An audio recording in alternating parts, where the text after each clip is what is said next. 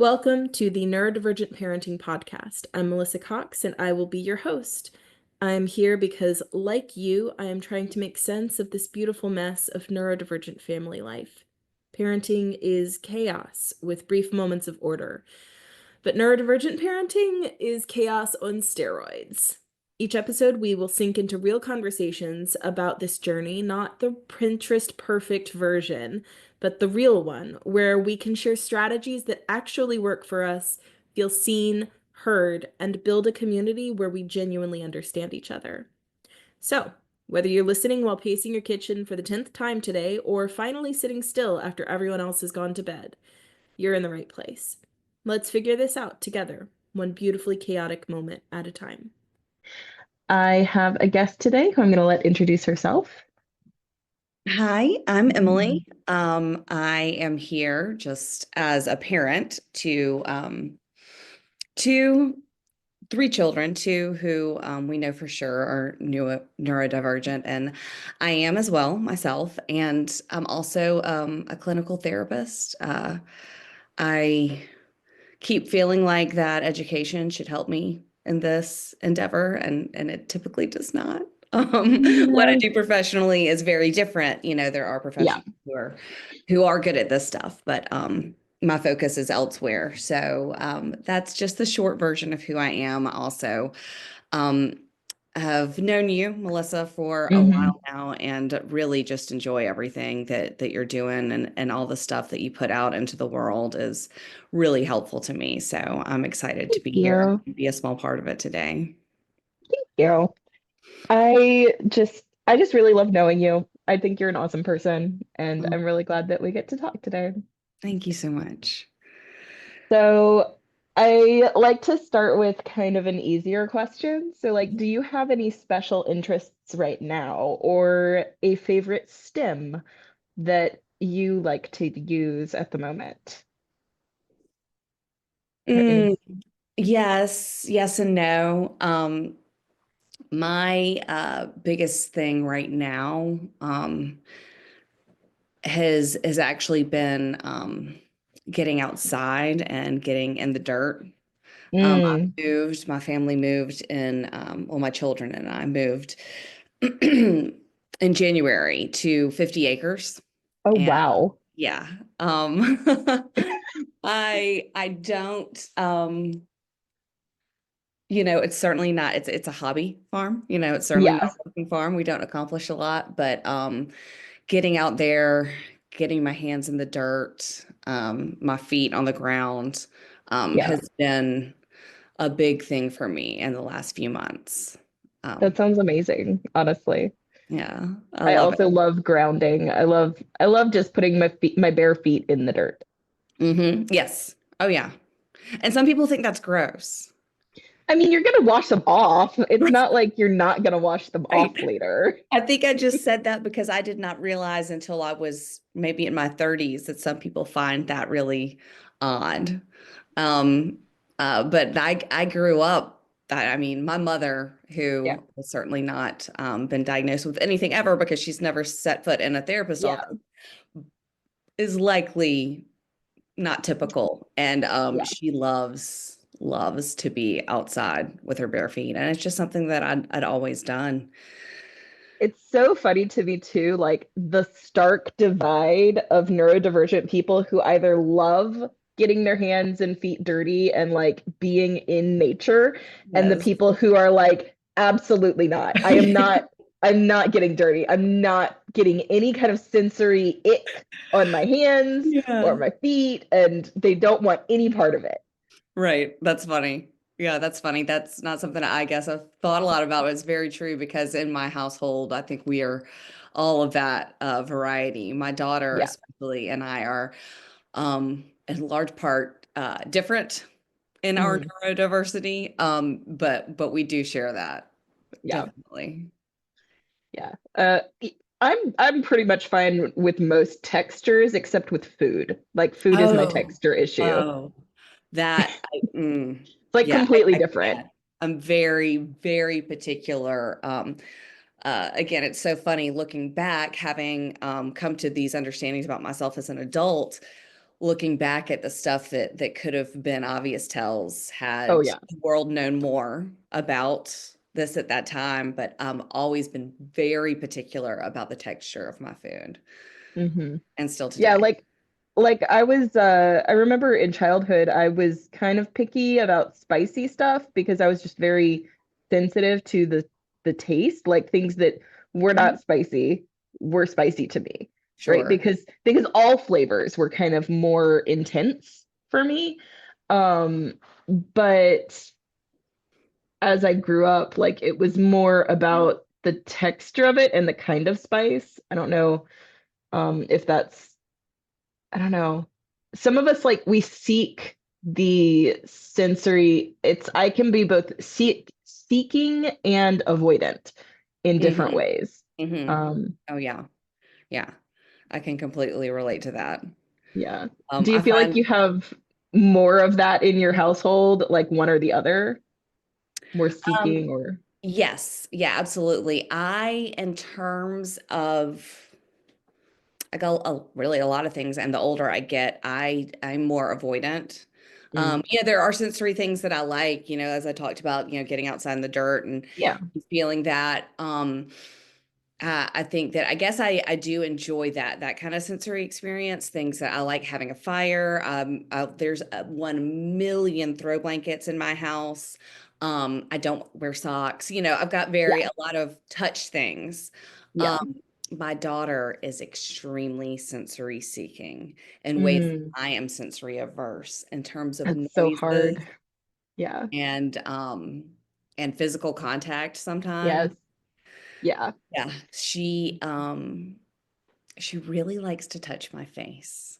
And Oh, I no, was just having a conversation with somebody else like last week for the podcast, and they also said like their kid likes to touch their face a lot. And I was like, that has to be really hard. Like, because I don't so like it. hard. I don't like Yeah. it in general. I Yeah. don't want someone touching my face, Yeah. unless it's, you know what I mean, unless it's a Yeah. romantic situation. I don't want somebody Yeah. touching And my face. I really well, and don't. even then it's like only in specific ways, right? Like Yes. I Yes. need to be my head needs to be there. Like my head Right. needs to be in the space that's okay. Mhm. Hmm. I mean, and it is just playful. Sometimes she just wants to have her hands on my cheeks, and she likes to boot my nose. Yeah. And We it's do. something she'll get stuck in, you Yeah, know. the repetitive And we'll be like, over fall break, we were standing in lines at Carowinds. And so I'm already surrounded by people, which is yeah, not great for me. overwhelmed. Yeah. And she just really wants to boot my nose over and over again.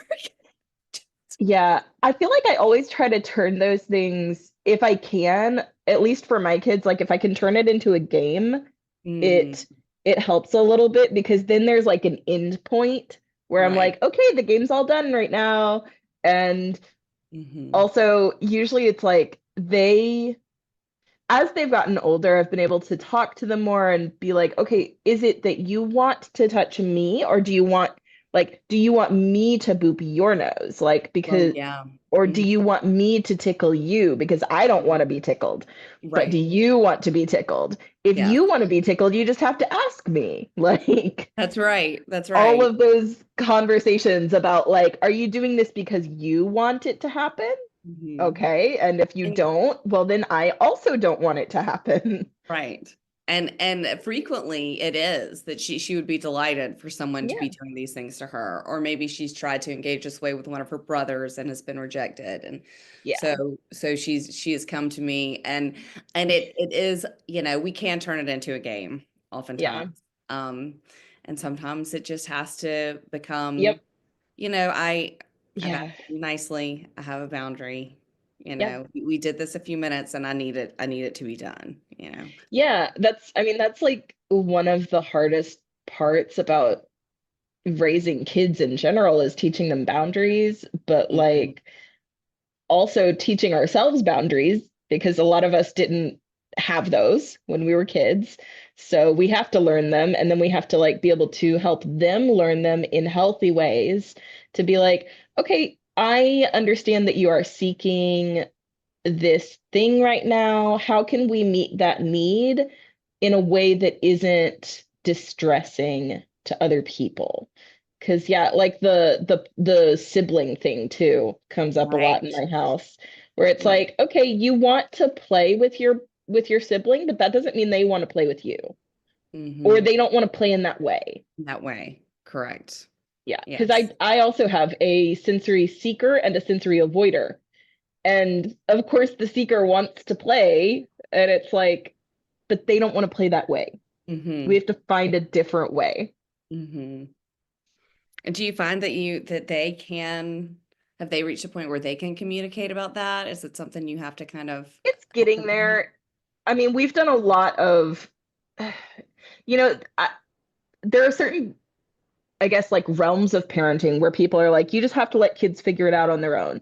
Mm-hmm. And to a certain extent, yes, they can do that at some point, but like I did a lot of intervening in their interactions for many years to like remind them, because they get so caught up sometimes in what's happening right now, and it's like it's hard for them to pull back and say, oh, maybe they're not enjoying the thing that I am enjoying. And Mm-hmm. so it's like I've done a good bit of intervening to the point where now I can just be like, hey, is everybody having fun? Or is everybody like, let's listen to our bodies, let's listen to other people's body cues. And sometimes it only takes like a reminder these days. Mm-hmm. Um, but again, like all of that stuff is just like little pieces over and over and over again, and so much repetition. Yes. Like, yeah. Yeah. Yeah. So much repetition. Um, something I think has been on my mind lately. I actually saw there's someone I follow on TikTok who is adult diagnosed Hmm. autistic, and raising an autistic child, similar to my story. That's kind of how it all kind of became clear to him, and talked about the real misconception that I think is really common, that autistic people are unemotional, Oh my God, no. somehow under emotional, or lack Yeah. of understanding of emotion. Yeah. Um, it was something I had to walk my mom through, because she was kind of resistant to the idea that my oldest is autistic. 'Cause she said, but she's Yeah. so caring, Yeah. she's so invested in people. And I said, well, that's, for some reason that's been put out there as this idea. It's because when we hear stories about autistic people, so often we hear them from the perspective of neurotypical people. So instead of hearing it from the inside out, we just hear it from the outside in, and that's never a full story. Like it's asking someone who isn't directly affected by it personally to explain what's going on in someone else's brain. And that doesn't make any sense. It doesn't make any sense, particularly when you're talking about a population who, from the word go, Hmm. has been misunderstood, has been trying to fit into a world they don't totally understand, and is therefore understandably not expressing emotions the way a neurotypical person would, you know? Yeah, I mean, so a lot of times, like when we express emotions, especially as a child, we might express those in ways that other people find unacceptable. And so if we are made to push those down and down and down, then I mean, that's traumatic. And so the way that humans deal with trauma is like a whole thing. And I there's I can't remember who the quote is by, but like it's basically that you have never met an untraumatized autistic adult. Like you have never met, because just the fact that we have to live in this world that is very much not built for us is traumatic. And Mhm. just to be able to function, it's some kind of trauma, and we can work through that, and we can find ways to like assert more of ourselves into society, but we're also being asked as the people with disabilities to do that work. Like, Right. Right. Oh yeah. I mean, I was just thinking while you were talking about it, it is just reminds me of in my childhood. Um, I the way I express emotion is tears. Any yep. of the emotions. Okay. Happy tears, sad Hmm. tears, frustrated tears, angry tears. It's tears. Okay. So as a child, I cried all the time. Yeah. All the time. And uh let me be clear, I don't hold any resentments against my parents. They were in no way abusive, but they had no Yeah, idea how to exactly. navigate this. Like And there was not information. There was no idea of what to do. they were trying to um you probably have heard this phrase before that you don't prepare the road for your child, you prepare your child for the road, right? Yeah.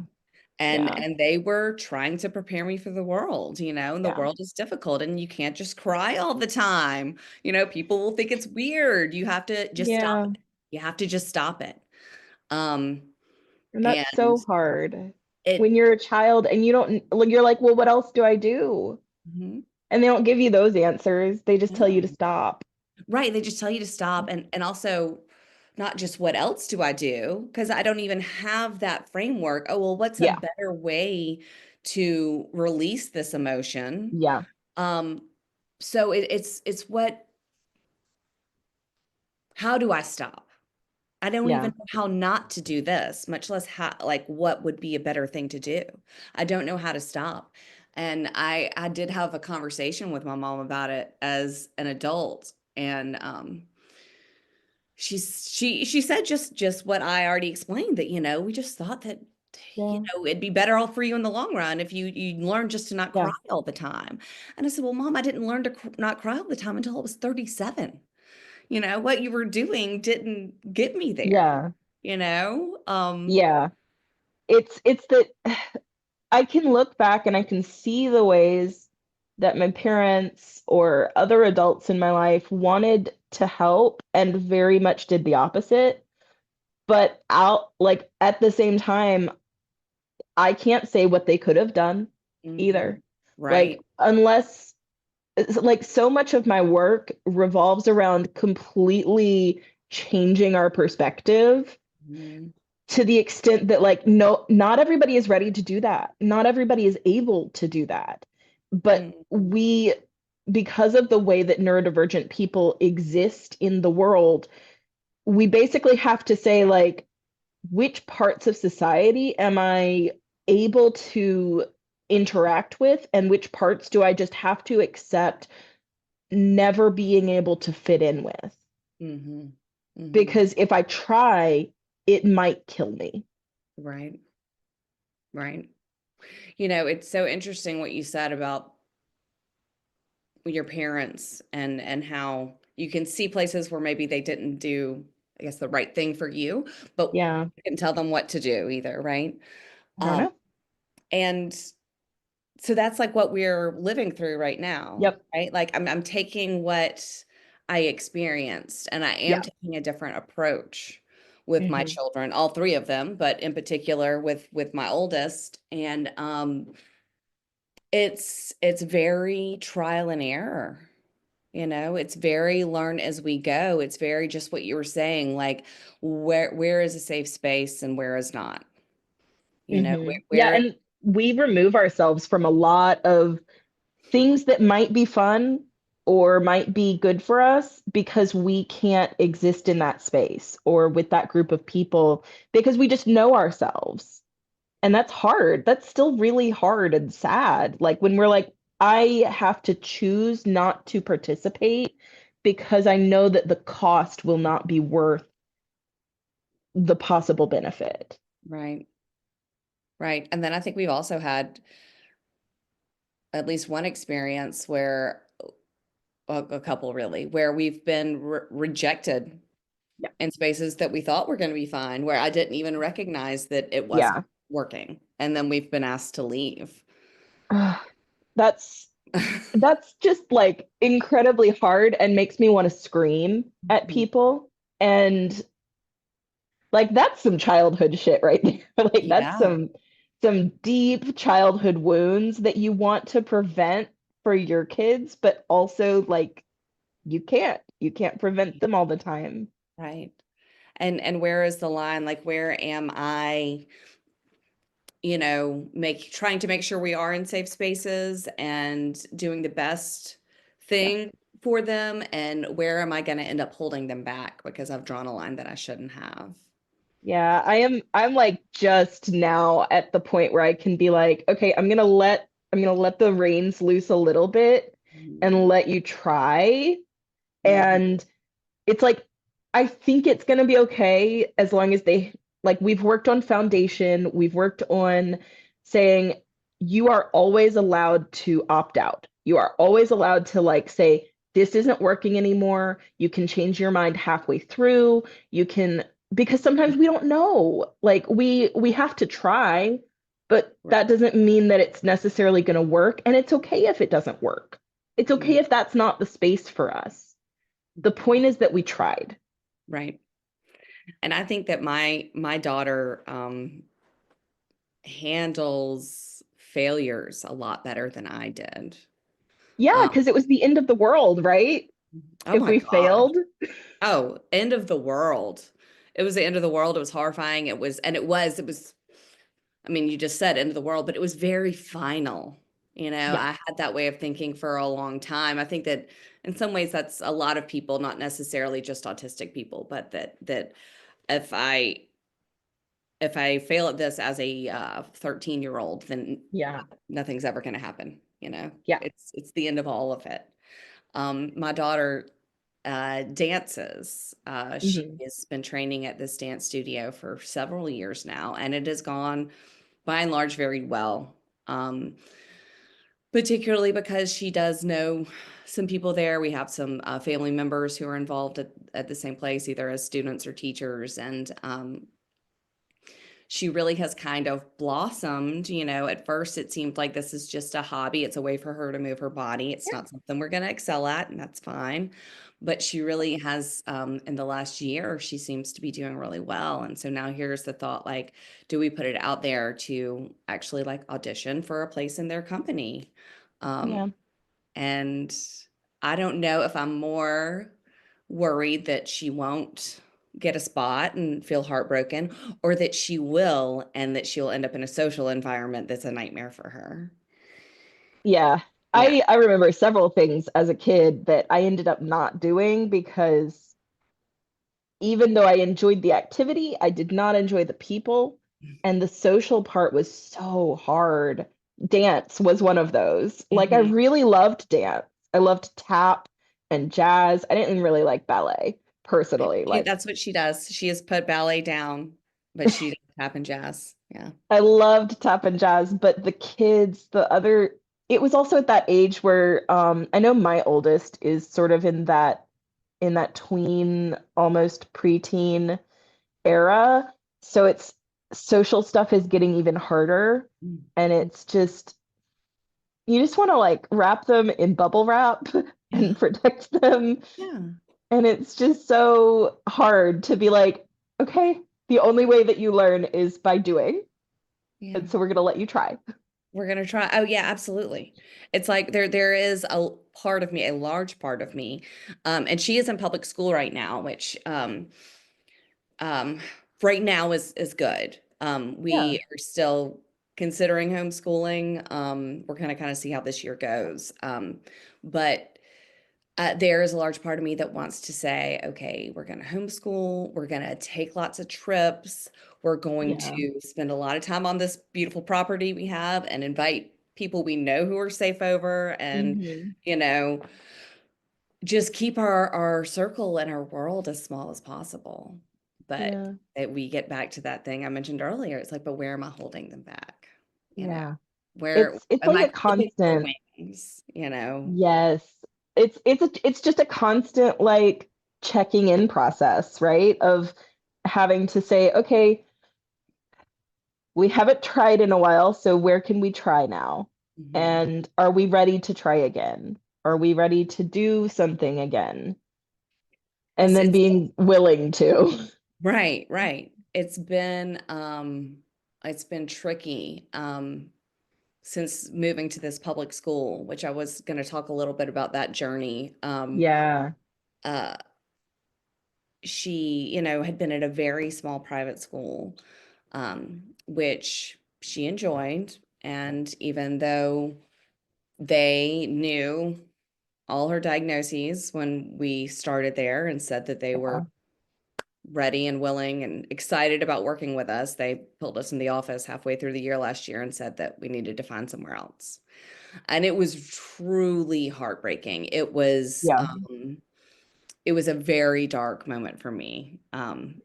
They'd asked me to come in and meet with them, and there's these three women there to sit me down and explain this to me. And as soon as it became clear where they were going, I had to get up and walk out. Again, the tears, that's how I Yeah. responded. I was angry and heartbroken, Yeah. all the things. Um, that was really hard because she really loved that school in a lot of ways, and she felt Yeah. very safe there. It was very small.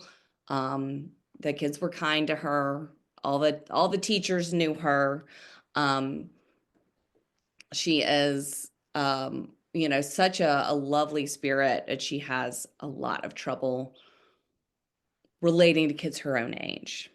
Yeah. She does fine with adults. She does fine with younger children. Kids her own Yep. age is a real struggle. Yep. And I realized my plan at first, and they were fine with this, is that we were going to finish the school year there, not to disrupt her year. And since we had just moved, but it was actually well timed. There's a very small public elementary school that we're zoned for. It's a great school in a county that has a lot of resources. Um, and I found out that I called to try and kind of get started on the process. And I found out that they can't do what they need to do to start an IEP until she's actually registered as a student there. So if I had not registered her until August, Yeah. the IEP wouldn't have started until sometime later in the fall. And so we Yeah. did end up moving mid-year. And I think as far as her academic growth, it's been a positive thing. Um, Yeah. but it has presented a lot of challenges for us, Yeah. mentally, emotionally, socially. You know, she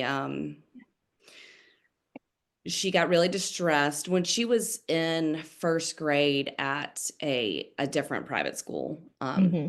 She had some really difficult experiences with bullying. Yep. And that was a large part of our move. I felt like she wasn't being protected there, and that she also they weren't offering any accommodations really for her Yep. learning needs. Um, and uh, and that quickly came up at the new school that there was somebody bullying her. And my immediate thought was that this was a neurotypical kid who was picking on her because she was different. It's just Yeah. the assumption I made. Um, Yeah.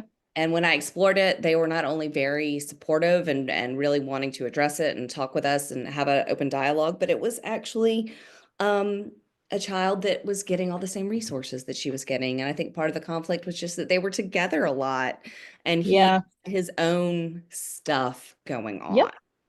right? Right. That's one of the things that I feel like we don't talk about enough is it's we often have the idea, because I make the same assumptions sometimes when I automatically, and then I have to step back and like say, okay, what is actually happening? Mhm.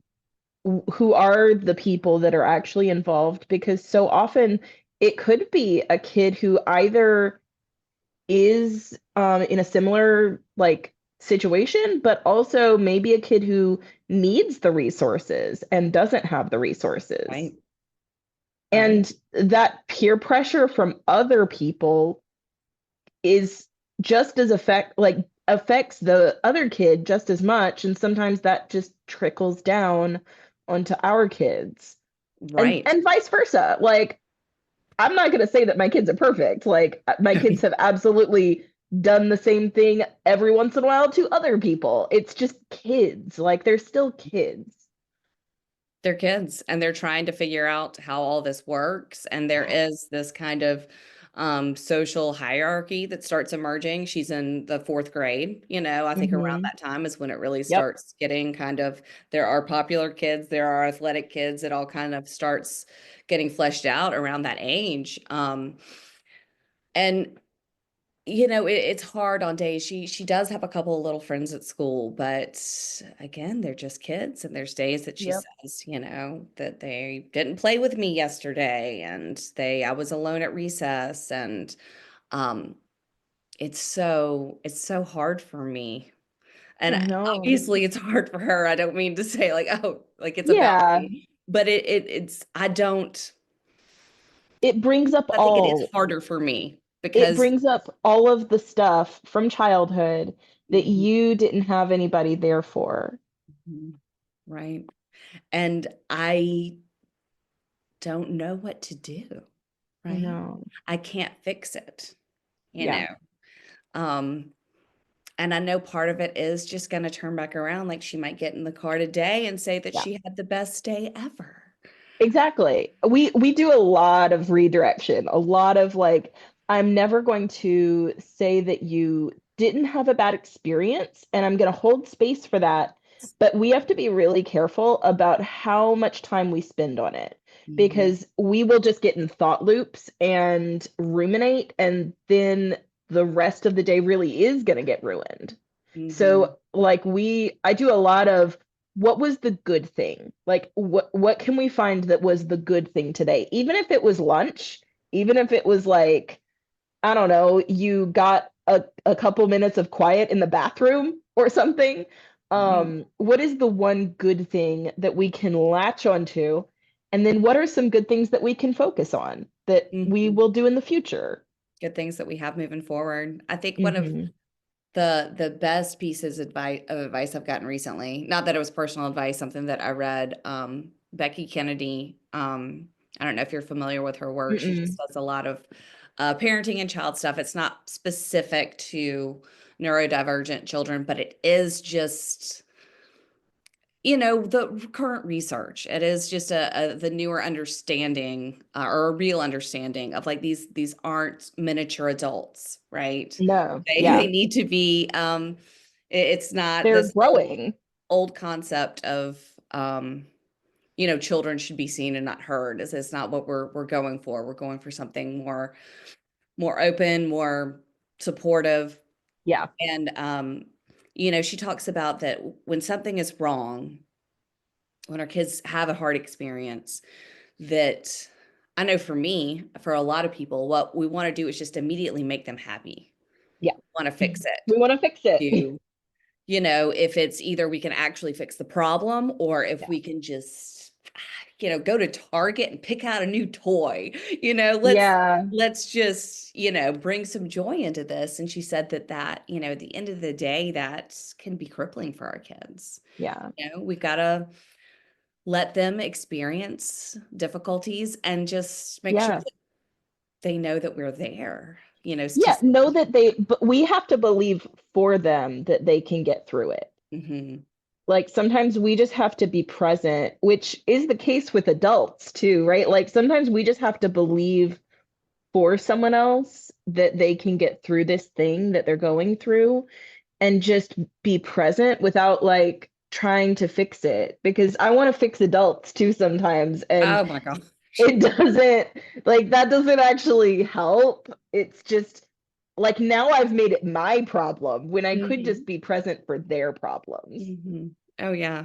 Oh yeah. I mean, shoot. And I've already told you, like I'm a mental health counselor. Like I absolutely want to fix people, Yeah. and I'm like, I have the answers, you know. I have some answers. I have some.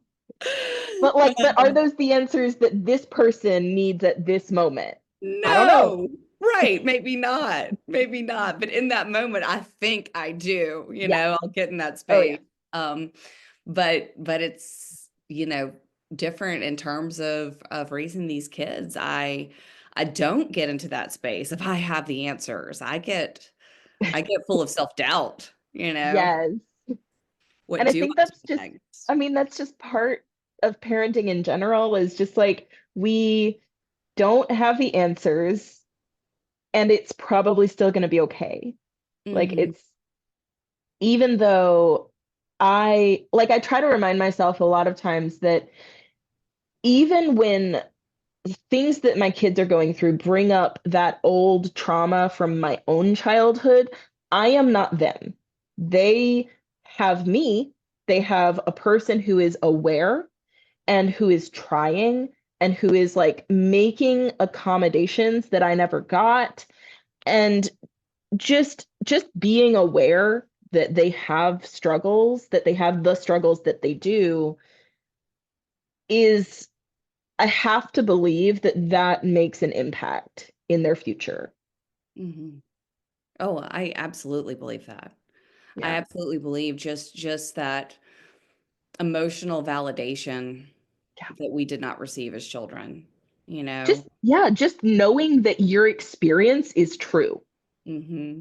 is enormous. Hmm. I think something that I know is true for me is that nobody can gaslight me like I can gaslight myself. And I Yeah. think that it goes back to that, Yeah. having doubted my own truth and my own experience from such a young age. Hmm. Having, the things I did for myself that helped me been questioned, if not ridiculed, from such a young age, Yeah. learning to believe in yourself, trust in yourself, and just knowing that you have someone completely safe to turn to, Yeah, right? knowing that no matter what a lot of times, like for many neurodivergent people, we have two things going on, right? Like we know logically that what we are feeling, especially when it comes to like, say, pathological demand avoidance or rejection sensitivity dysphoria, like we can know that this is a feeling that isn't true. Like it Mhm. is a feeling that is passing through us and it's just how our body and brain are processing. But that doesn't mean people actually hate us. That doesn't mean people actually want to control us, but it is a feeling and we can like recognize the feeling, and also like being able to voice that to a safe person who isn't trying to fix it, who isn't trying to tell us that's not true, because it feels true. Like it Mhm. feels true in that moment. It's so important to like validate that feeling, and after we have made space for it, to accept that, okay, now what are we going to do? Like, yes, we recognize we have the feeling. Let's find the way that we can move forward, even though, like, even while acknowledging that feeling. We're going to put that over here for a minute, and then we're going to move forward knowing the things that we know logically. Does Mhm. that make sense? Yeah. Oh yeah. I can actually think of a really relevant example with my daughter that it happens. I don't know how often, but it's certainly happened a number of times. She will, and it will be just when nothing is going on. And I can look back and realize it's maybe been at a time where she has sought connection and I've been busy or tired or something. And she will just say kind of out of nowhere, I don't think anyone loves me. I mean, she'll Yeah. verbalize that. We have that Nobody, too. nobody loves me. Yep. And she really means it, Yeah. I think In that that moment, it is true. it is real for her. And I think that when I look back to my own childhood, and again, I mean, my parents were wonderful people, but they just were Yeah. no idea what was going People. on. It probably would have, maybe the first time they would have had a gentle response or just been surprised, but it would have become either something they turned into a joke maybe, or something that Yeah. they eventually got angry about, Yeah. and said, how Because could you when, say that? How could you yeah, say that when this, and this, Um, and instead, I just always, I start by asking her questions, what yep, makes you feel that way? You know, what has happened today or what's happened this yeah, week that makes you feel that way? And, that opening that conversation allows us to get to some other things, talking about other things that happened in the day. And maybe yep, she'll mention something that I did for her as a part of that. And I'll say, so why do you think I did that for you? And she'll say, is it because you love me? yeah. Say, yeah. Sometimes we just need help remembering. Hmm. Like, I Yeah. think even as adults, we can get in that space of like, nobody loves me, everything is Yeah. terrible, Yeah. Oh, yeah. everybody hates me. Yeah. And then, like, I can't do because we're anything right adults, ever. and we have more resources and tools, we can pull back and say, okay, we're being ridiculous. Hmm. Hmm. But Yeah. it's okay I that we will, feel like that. yeah, I'll say, I hope you don't mind me bringing this topic in, but for me, as someone who's in long-term recovery from a substance use Hmm. disorder, I find it remarkable the tools I learned there that I Yeah. can use here. The Oh, yeah. overlap is really interesting. It really is. Yeah, I tell a lot of people, I'm like, if I could just give everybody in recovery a test to see how many of us are Yeah. neurodivergent, like I feel like the numbers would be pretty high.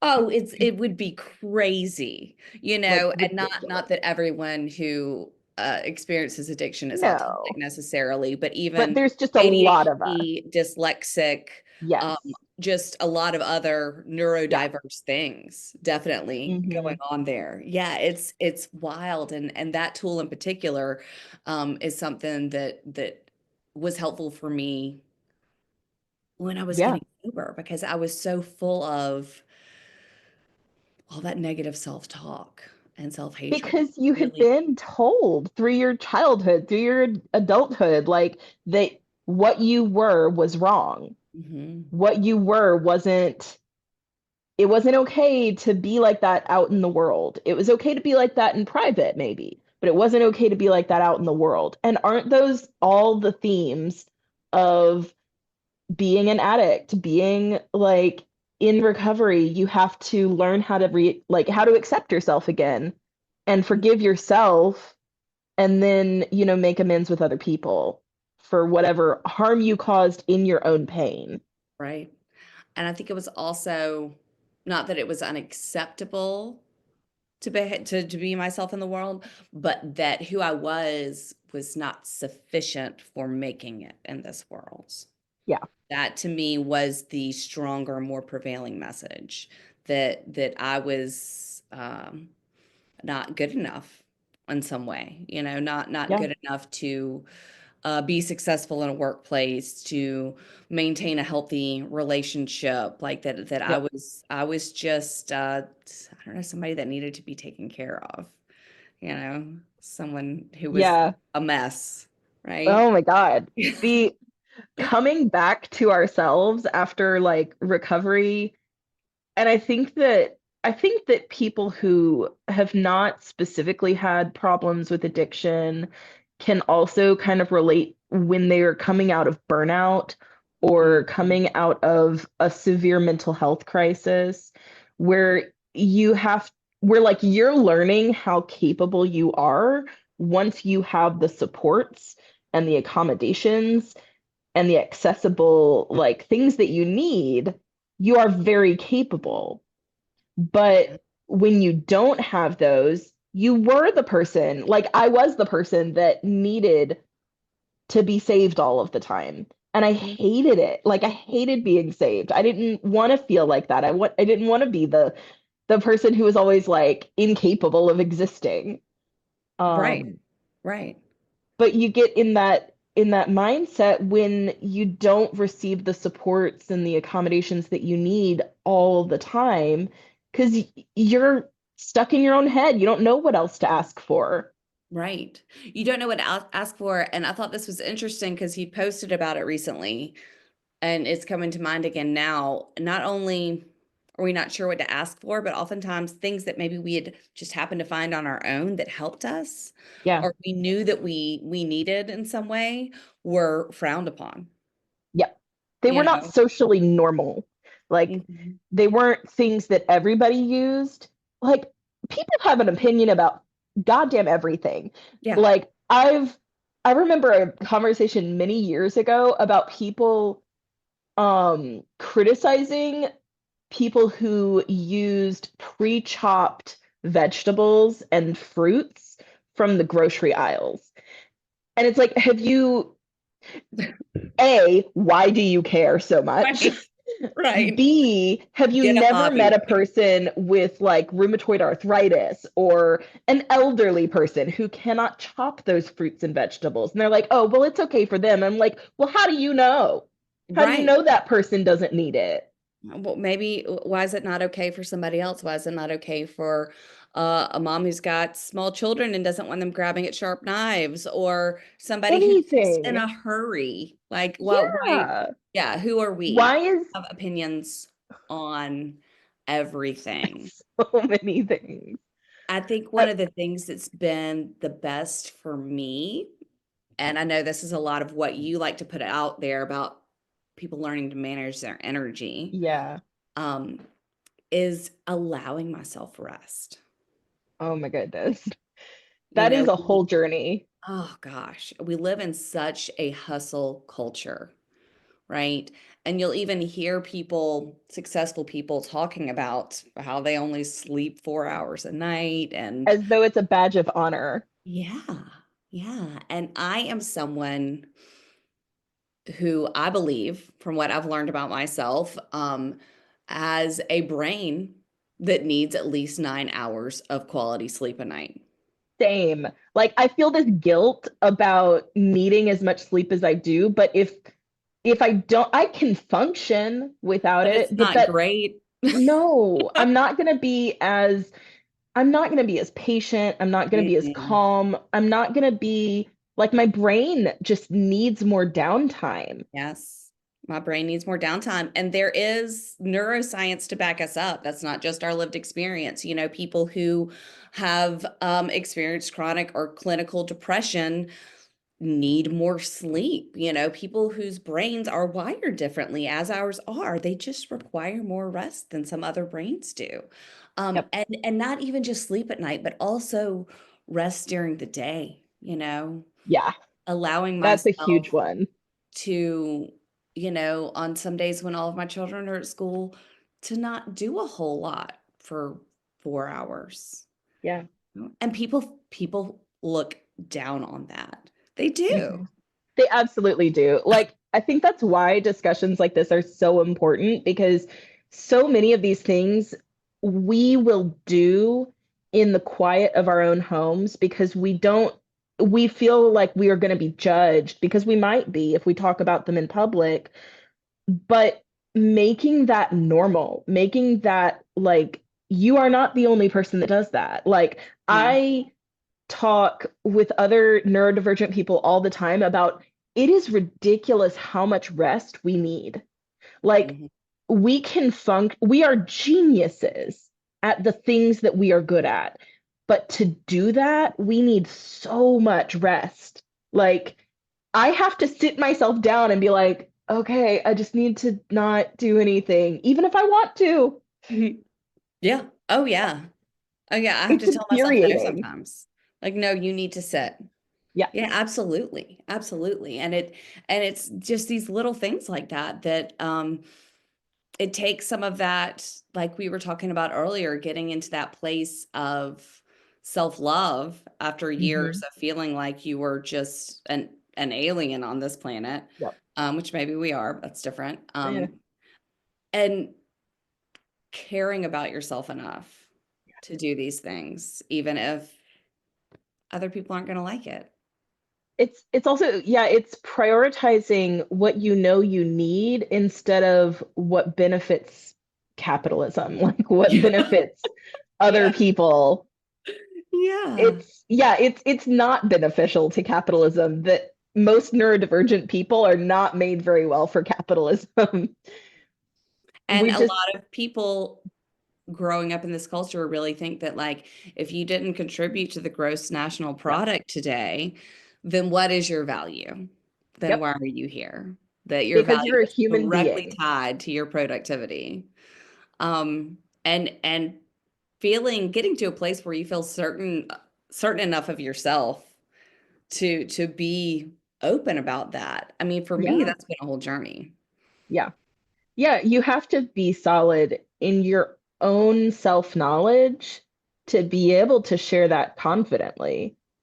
And building that foundation it's so hard and it takes so much just sort of faith, like jumping out and trusting that even though everybody else is telling you different things, if there is a thing that's working for you, you have to keep trusting it. Mhm. And you trust that you will figure it out. Like it might not make sense at first, but you will figure it out. I mean, I mean, so I took my kids out of public school like a couple of years ago, and we had been in and out and in and out because of the pandemic and like other things. And I'd always thought about homeschooling, but I took them out because it wasn't sustainable any longer. I was up there every other day having a conversation with the same people over and over again Mhm. and explaining that, the things that my kids are going through are not choices that they are making necessarily. They are parts of who they are. And the ways that you need to help them are not yelling at them, are not punishing them, are not like it was very difficult. But so it made more sense to pull them out and to homeschool them. But homeschool is another area where you're like, people do not agree with homeschooling all of the time. Yeah, people have Um, strong opinions about that too. they have so many opinions. Yeah. And I don't know, I'm the kind of person where I'm like, if you're doing something that doesn't hurt anybody else, I don't care. Like, Yeah. make the choices you make. It doesn't Mhm. matter. If Yeah. it doesn't hurt another person, do whatever you want to do. Right. It's not my concern. But other people have this need to like assert themselves into your life and they want you to do things because it makes them uncomfortable sometimes. The way Mhm. that we exist in the world can make other people uncomfortable because it makes them question, Mm. why is it so easy for you? Or why do you get to do that? And it's like, you can too, but then you have to be uncomfortable and make that choice. Right. I think it does. I think a lot of times these things challenge people in places that they don't want to look, Yeah, right? Um, I've talked to other mothers at this school, which, like I said, we're gonna try this full school year and see how that yeah, goes. But um, the whole way our education system in this country is structured is just absurd. It asks way too much of children and families. yeah. 7 hours a day, 5 days a week for a 5 and From, year yeah, olds? from That's like so wild. young. There's so little. Like, whoever thought this was a good idea, and I can't believe we're all doing it, is how Yeah, I've started to feel about it, to be honest, you know? yep. I mean, even my kids will tell you, like, we do a co-op 2 times a week for 4 hours each day, like that we do it. And that is plenty. Like, that is now that they've had a chance to come back from the public school was traumatic. It was Mm, traumatic for them. Just the energy, like the space, even like setting aside any of the specific struggles with teachers, because we did have a couple of really horrifically bad teachers, mm, behavior wise, like and punishment wise. But the way that the school system is set up, just putting that many kids in one space is so hard on your nervous system. Yeah. Like for very sensitive children, it's very difficult. It's so loud and there's just so much going on all of the time. Yeah. It's a lot of energy. It's a Yeah. lot of energy and a lot of different kinds of energy that they're Yep. not necessarily used to, especially if they're living in a home where there is actually concerted effort made to keep positive and healthy energy, Yeah. and clearly not every child is coming from that kind of home, you know. Yeah. It's a lot on them. My youngest, who is, as far as I can tell, um, gonna be my child who does adapt to this world the best. He is, Yeah. he's just in kindergarten, but he's knocking it out of the park. He's never met a stranger. He's I think that might also be third kid energy, honestly. right. My Yeah. third kid is like, he knows what he's about. He is very much a Taurus. He just wants to eat and sleep and snuggle. Mm-hmm. And then he goes and does stuff and he's like, okay, like you go do what you're gonna do. I'm gonna do what I want to do. Yeah. Well, that's yeah, this kid is very much the same way. And on top of that, I don't think he's going to need the academic accommodations that his siblings have Yeah. needed. And he he still like when he first started at full-time school, because he did stay. One of the things I really enjoyed about that very small private school was that they did have the option of a 4-day week and an 8 to 1 schedule. And that Yeah. is so much better suited to elementary age children. So when he moved from there to this, 8:30 to 3:30, 5 days a week, I mean, he would get home and just, Hard. Collapse. yeah, just Yeah. sleep. I mean, it's a lot. I'm exhausted. I'm not even there, you I know, know. I'm not even there, and I The just am drained. the number of meltdowns we had specifically after school because my kids, so one of the reasons they struggled is because they are high maskers and they will hold it together as long as they can, and then at a certain point they reach the end of the rope. Hmm. And usually that would be at home where we would have, meltdowns that would last so long. And it was so hard on our own home too, because then I'm like, there is only so much you can do to mitigate that Yeah, when most of the trauma is happening, most of that stuff is happening in a place you don't have control over. You can do all the IEP meetings, you can do all of the 504 plans and talk to the teachers and talk to the staff, but it really just depends on how lucky you get with the people who are there. right, right. It's That's it. because the rules don't mean anything if the people aren't able to show up and do them. Hmm. Hmm. That's right. And we've been that right there, what you're talking about is why we didn't start with public school. Yeah. We knew the county we lived in at the time did not have great Yep. resources. We had some friends who worked in the school system there who just said, Yeah. it's probably not the best fit, and been told more than once, like, oh, well, that, the next county over, if you could try that. And I had it in my head that and it was about that being able to control the space, that if I was at a private school and I really like knew the people and could talk Yeah. and it just didn't go that well. Yeah. And it was something I really didn't see coming. I think that's part of what's been so difficult about this journey is that I've been so surprised at the lack of knowledge, lack of compassion, lack of understanding that I encountered within schools. Yep. Um, It's so hard. yeah. And that's for both my kids, and really in particular, my middle child who not totally sure we did. I don't know where you stand on this stuff. I did have full psych evals done on my kids. We're Um, working through the process. It's been a long list of paperwork that has eventually gotten done. Right. And I understand people who don't want to do that, who are Yeah. kind of like, why do I need to spend the time and the money to um let some PhD tell me what I already know? It is a very personal decision. For It's sure. neither good nor bad.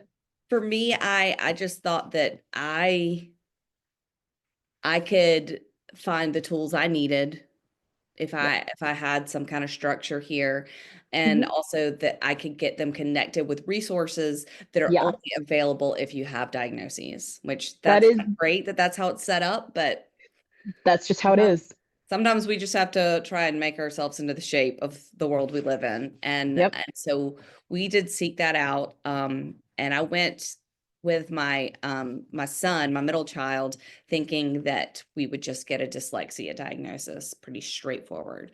Had a negative experience at what seemed like was going to be a great um, Yeah. school, where they said, yeah, he's not learning to read. He's just not, basically, they were like, he just doesn't pay attention. He's just got the attention span of a mosquito. And I think mosquito was the word he used. And I was like, that's not true. I know that's not Yeah. true. From like Carolyn, my older child, sorry, I didn't mean to say her name actually, but she yeah, attention span's a huge problem for her. Hmm. I can see that being a large portion of her problem in academics. This child, no way. He has these intricate projects he likes to do at home, and Yeah. he gets really focused on things. I know that part of all this, for a lot of neurodivergent people, we can hyper focus on certain things and then not be able to pay attention at all, but I just didn't seem right. And as we're uncovering it, it's like, well, he knows all the letters, but he doesn't know what sounds they make. He can't tie the sound to the image. I said, that's Yeah. not inattention. No, It's not inattention.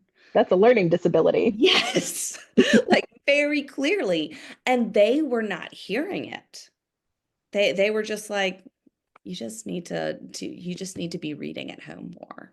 You really need to be working hard with him every night. I said, no, he needs a specialist. He Yeah. needs somebody who can help him draw these lines, can help him connect this stuff. Make And those. we did find a great specialist, a tutor to help him, and he's now in second grade with no accommodations and reads well, and it's fantastic. Um, but they were not only not listening to what I could see what was, Yeah. and it wasn't that they thought I was wrong, they were just not listening at all. And they even Yeah. finally said, because they were sick of hearing me, they said, well, if you're not going to do this stuff that we're saying you need to do, then he's just going to need to repeat kindergarten. I said, no, he's not. I bet he's not, because what I do know from my field is that all the current research in education says that that is not what we do. When a child is struggling with an Yeah. academic area, we don't repeat a grade. It's not what's best for them. Another year of the same thing is not going to help them. If it's No. a social issue, maybe another year with younger Sure. kids could be helpful, but like that Yeah. that's not what we need. Um, and it's so that's just one example of Yeah. It's so just many that I've had, the lack of care, the lack of, like you said, compassion, just like it's heartbreaking.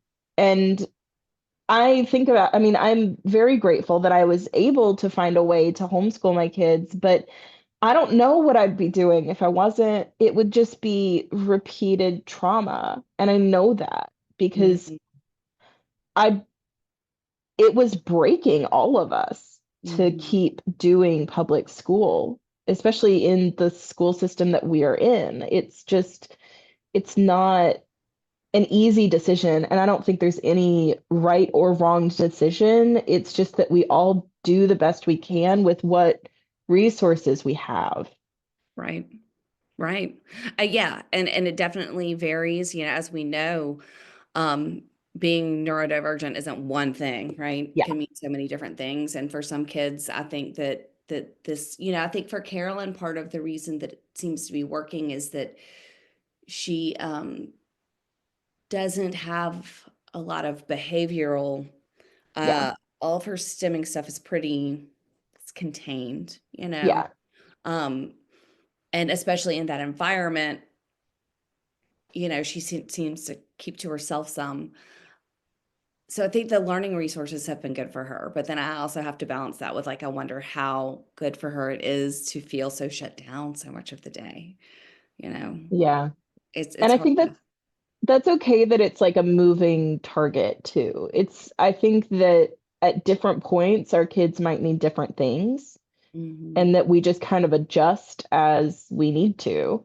Mm-hmm. Um, I I've talked already with my oldest kid about like they don't really want to go to college, and that's fine. That's And like fine. if you don't want to, you don't have to. We will figure out what you do want to do and Mm-hmm. get you the skills that you need to be able to, be a functional adult, because that's all we're really Yeah. going for. You Yeah. don't have to go to college to be a College functional is adult. college is not for everyone. It is Absolutely. I have my associates, but I could not at that time imagine going all the way through to get more than that, even though I wanted the knowledge.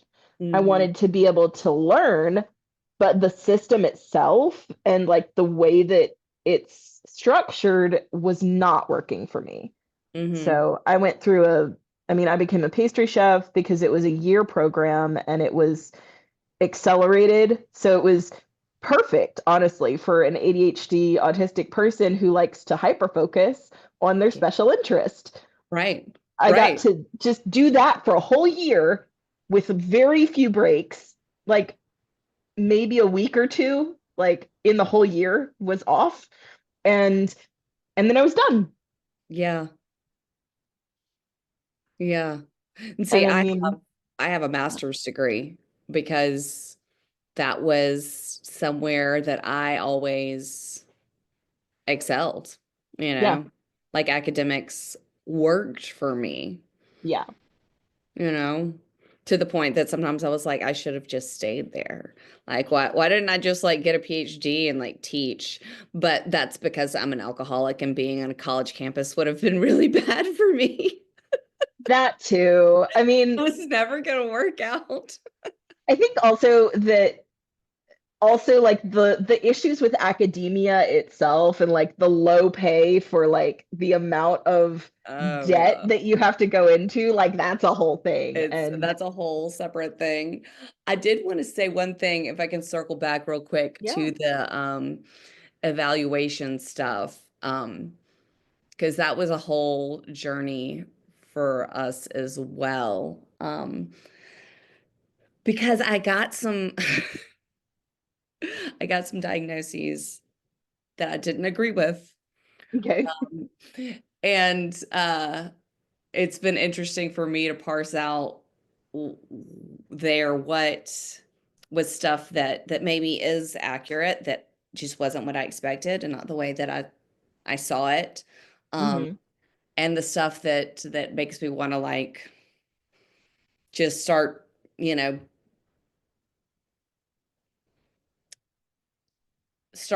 maybe go back to school and start doing research and trying to Yeah, explain to people that this isn't what you think it is.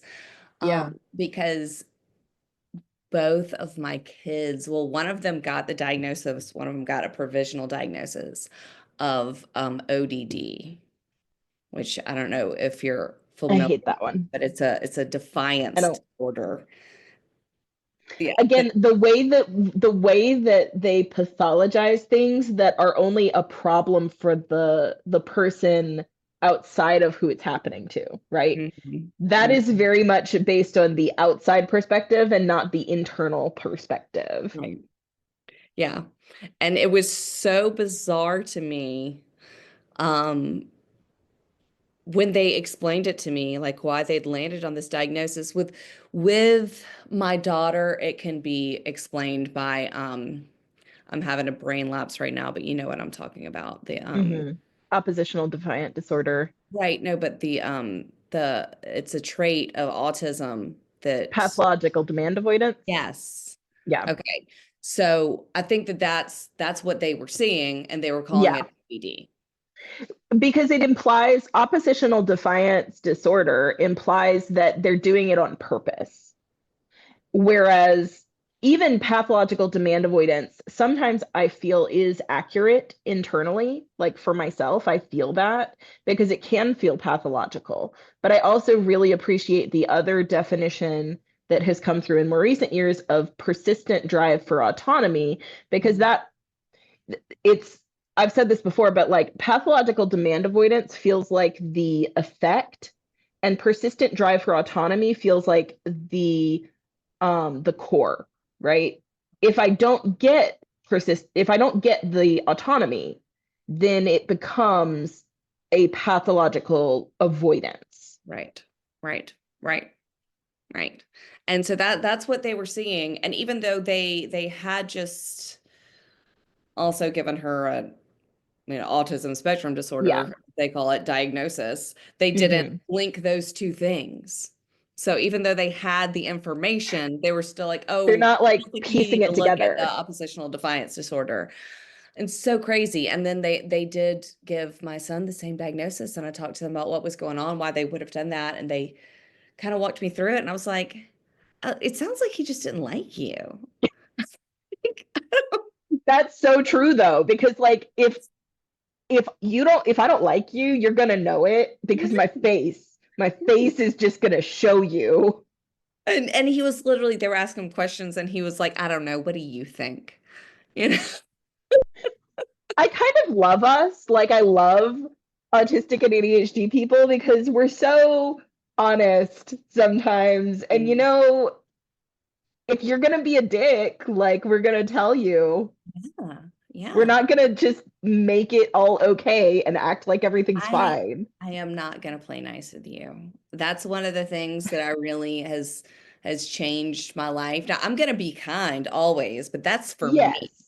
That's for Yes. me. I am not going to pretend you weren't being nasty. I'm not going to make believe that this was a good experience for anyone. Exactly. Like we're not sparing feelings because you hurt me. That's Mm-mm, not what's happening. mm-mm, mm-mm.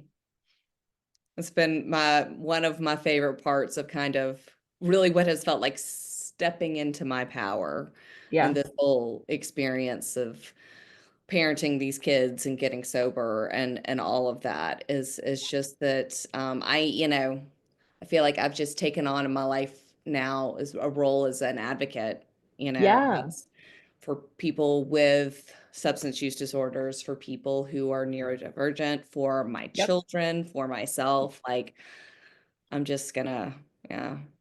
I just want to gather Background. everybody up and like all of my people, gather Mhm. them up and give them a great big hug and like give them a pep talk to be like, Yeah. you're not broken. You're Mm-mm. just different. You're not broken. This world is. Yeah. Yeah. Yep. Yeah. Oh my God. I love this conversation and I wish we could Me talk too. for the rest of the day. I absolutely could, but we've already gone over our Yes. hour. I don't know. Yes. It's this was lovely. I don't think, I mean, if you want to mention any socials or any place that you want people to find you, you can, but you do not have to because I know you do private work usually. Right. Yeah, I'm not real active in any of that now. I maybe I've kind of got some things in the works I might be changing, but for right now, no, yeah, Yeah, that's totally fine.